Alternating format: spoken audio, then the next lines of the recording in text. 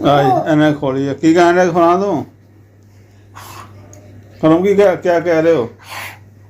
रोटी पका के दो मम्मा रोटी पका मम्मा तो ठीक नहीं तो उन्होंने की पका के देनी दिल नहीं कर रहा काम लत्ता नहीं काम कर रही हैं मैं रोटी के पिछे पैन रोटी पका के दो हाँ की कहना कि खुना हराम हूँ बोलने बिस्मिल्लाहिर्रहमानिर्रहीम अस्सलाम वालेकुम। उम्मीद करना बहन भाई ठीक होंगे। अल्लाह पाक खुश रखे, अल्लाह पाक अपनी अपनावच रखे, आबाद रहो। तो जिस तरह देखते पे हो कि चाह का कप फरे हुए नहीं वो इस करके फरे हुए ने अज ब्लॉग कोई नहीं बना सकिया। दिन की रूटीन जी भी साढ़े नाल शेयर करने वो कोई तां नहीं दस सकेआ, टेंशन बहुत ज़्यादा 3-4 दिन तो काफ़ी टेंशन लै गया मैं और आसमान में टेंशन आया है कि पहला चैनल तो काम नहीं कर रहे, टाइम नहीं मिलता। दूसरा मतलब कि वो चैनल डेड हो गया और डेड होने की वजह तो ना पता नहीं मैं दिल छट गया, जहन छट गया मैं। और उस चैनल से मेरे व्यू भी बहुत घट आ रहे हैं। इन्ना जी आई है वो भी सानू बहुत घट आई है, 9-10 महीने लग गए व्यू आवे तो चाह मेरी ठंडी हो रही है, चाह पी लो। और थोड़े भैन भरावां नाल मैं गलबात शेयर करना। बच्चे साडे पिछे जिद करते पे चाह की वजह तो जिद करते पे और अपनी जूठी दे भी सकते। और पहले चाह पी लेना भैन भाईओ, फिर थोड़े नाल गलबात करना उस चैनल के बारे गल कर रहे हैं चैनल के बारे। तो बीमार भी अज रहा सारा दिन, गला खराब हो गया, छाती पक्की हुई है, बुखार भी हो गया। 3-4 दिन पहले 3-4 दिन हो गया रात नींद आती है, दिन नींद आती है, रात दिन जागना पै घंटा 2 घंटे नींद रात को आती होएगी, फिर नींद नहीं आती। कोई टेंशन परेशानियां बनिया हुई ने, बहुत ज़्यादा टेंशन होंदियां ने। और चैनल दूसरा मेरा डेड हो गया तो हूँ दसदा पाया मैं पहले भी। और हले रोटी शाम हो गई है, रात हो गई, रात की रोटी आसमान तैयार करने भी बीमार रहती है। हूँ मैंने कहन डी होटल तो लै आओ जाके या मैं पका ला, मैंने दसो मैं पकावा या होटल लै आओ, मेरे को नहीं पकती बनती है। दवाई खान डी चाह ना बना के और मैं भी दवाई खाधी है। तो अज यही टेंशन, कुछ टेंशन हैगी है, कुछ बीमार हो गए तो अज ब्लॉग भी कोई नहीं बनया और रूटीन जी दसने रोजाना जी वो नहीं दस सके। और मैं सोचा कि मैं कोई गलबात शेयर कर ला। मैनू कमेंट में कल रात भी कमेंट आए हैं, व्हाट्सएप पर भी मैंने कमेंट आया कि दूसरा चैनल तो क्यों नहीं वीडियो ला रहे। तो पहले नंबर तो टाइम नहीं मिलता है, वीडियो नहीं बन रही। अगर वीडियो बन रही है तो फिर यही एक ही वीडियो बनती है, उन्होंने एडिट करना, उन्होंने तैयार करना बड़ी मेहनत होंगी है। जो यूट्यूब का काम करते यूट्यूबर है उन्होंने तो पता है कितनी मेहनत लगती है, उन्होंने एडिटिंग करना, उन्होंने वेखना, वीडियो छोटा करना, उन्होंने अपलोड करना, बड़ा टाइम लग जाता है, बड़ी मेहनत चाहिए है। तो एक ही चैनल की वीडियो ला सकना। दूसरा अगर टेंशन है बस पहले भी ब्लॉग च दसना इधरों गल सुनो तो इधरों कट छड़ो। पर कई टाइम गल सुन के ना बच्चे बाहर परेशान होंगे ने, सुन के ना आते हैं। कुछ कई लोगों को सुनते हैं कि तुहानू 2 पैसे आ गए, तुहानू 2 लाख आ गए, तुहानू 3 लाख आ गए। तो परेशानी यह होंगी कि यार हमें तो कुछ भी नहीं, अल्लाह करे आए यार, अल्लाह घर अगे दुआई अल्लाह पा के दुआया आए बने हाले तक बस। नाले बंदा पूछे, मैं उन्होंने बच्चों को कहना कि बंदा तुम पूछा भाई कितों आए, सानू दसो कितों आए, कौन देन दिया दौर से कौन दिंदा, मैनू दसो हाँ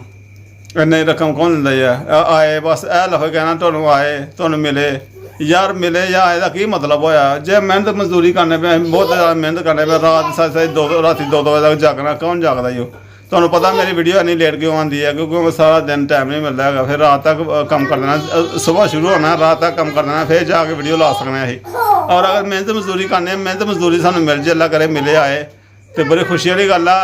अल्लाह बड़ा शुक्र अदा करने, अल्लाह पाक सानू रिज़्क देन दिया और थानू चलो मजदूरी मिले, खुशी वाली गल है। बाकी फिलहाल हाल तक तो सानू कोई नहीं आई। और पहले मैं ब्लॉग बनाया मैं अपने चैनल के बारे, दूसरा का मैं चैनल डेड हो गया और बारे मैं बनाया कि चलो वो मैं कम कराँगा। वैसे कम तो नहीं कर, दिल फिक्का पै गया, परेशानी लग गई है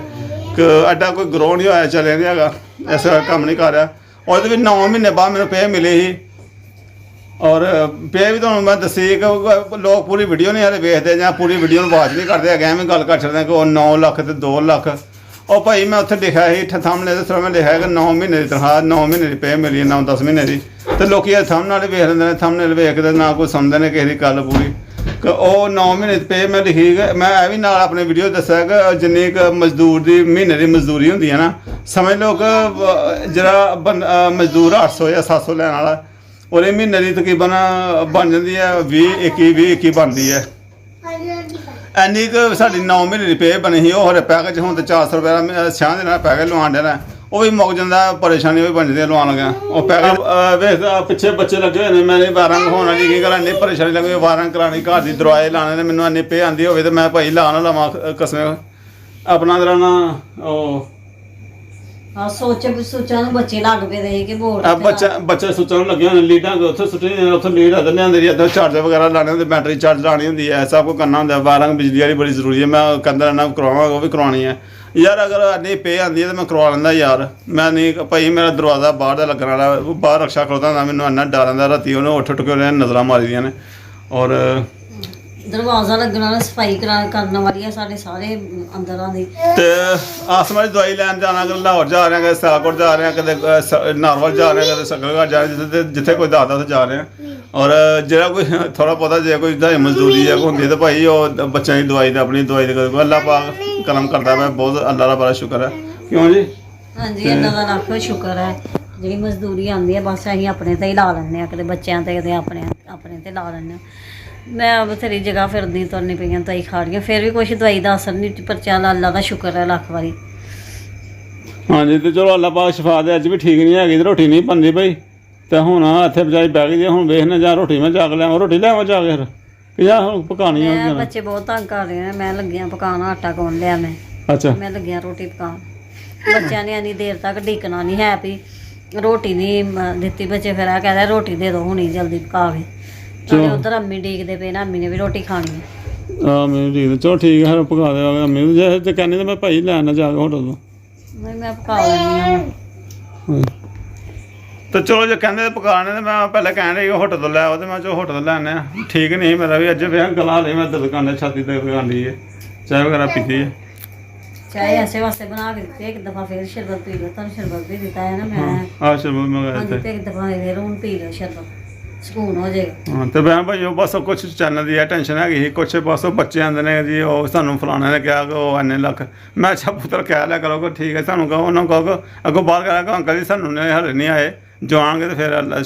ਸ਼ੌਬਿਸ ਮੇਲਾ ਦੱਸਾਂਗੇ ਕਰਾਂਗੇ ਔਰ ਬਸ ਉਹ ਇੱਕ ਪੇ ਮੈਂ ਦੱਸੀ ਤੇ ਕੁਛ ਲੋਕ ਹਰੇ ਪੂਰੀ ਵੀਡੀਓ ਵੇਖਦੇ ਕੋਈ ਨਹੀਂ ਤੇ ਉਹ ਜਨਾਬ ਬਸ ਕੋਲੋਂ ਹੀ ਉਹ ਕਈਆਂ ਨੂੰ ਮੈਂ ਐਸੇ ਵੀ ਉਹ ਲੋਕ ਹੈ ਨਹੀਂ ਗੱਲ ਕਰਦੇ ਨੇ ਜਿਨ੍ਹਾਂ ਕੋਲ ਕਦੇ ਉਹ ਵਿਚਾਰਿਆਂ ਕੋਲ ਮੋਬਾਈਲ ਵੀ ਕੋਈ ਮੋਬਾਈਲ ਪਲੇ ਕਰਕੇ ਵੀਡੀਓ ਨਹੀਂ ਪਲੇ ਕਰਕੇ ਵੇਖਣੀ ਹੁੰਦੀ ਤੇ ਉਹ ਵੀ ਗੱਲ ਕਰ ਛੱਡਦੇ ਐ ਬਾਹਰ ਨਿਕਲੋ ਤੇ ਪੈਸੇ ਆ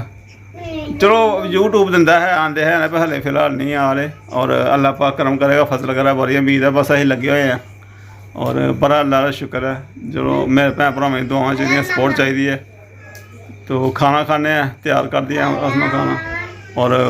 मैं बस यही कहना यार एक कन्नी सुनो दूसरी कन्नी कर दो कदे कोई बस इस तरह ही है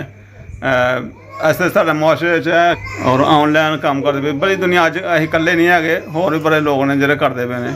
और चैनल का तो कह रहे हैं कि चैनल दूसरे का काम करांगा मैं इंशाल्लाह मैं सोने पे कोई होर ट्रेंड की वीडियो लावा करा डेली रूटीन वगैरह है चैनल की और दूसरे चैनल का मुस्तफा फैमिली व्लॉग है और कोई ट्रेंड होर बदलने लाने हाले तो भी नहीं मिलता वै तो चलो इंशाल्लाह ताला भी जल्दी मुंतखब करांगे की करना और इंशाल्लाह ताला मैं भैन भरावां दा बड़ा ही शुक्रिया और बड़ियां नुआच मैं बड़ा शुक्र अदा करना है कि तुसीं जैसे भैन भरा चलो वेख लैंदे ने अल्लाह पाक तुहानूं खुश रखे जेह्ड़े जेह्ड़े मेरे भैन भरा ने मैनूं वेखदे ने अपने बेली ने यार दोस्त ने पिंड दे ने बाहर दे मुल्क दे ने तो बड़ा ही शुक्रिया अदा करना अल्लाह पाक तुहानूं खुश रखे जी अल्लाह पाक तुहानूं आबाद रखे अपने अपने कारोबार जिथे जिथे लगे हुए अल्लाह पाक कारोबार से रहमत बरकत करे और सानूं भी दुआवां याद रखे करो दुआ कर करो बच्चे लगे हुए हैं अपने आरे जैसा बच्चों ना कदे जिद करना पैंदे ने कदे लग पैंदे ने क्यों हराम का गफरान है गफरान हाँ ये बना रहे हैं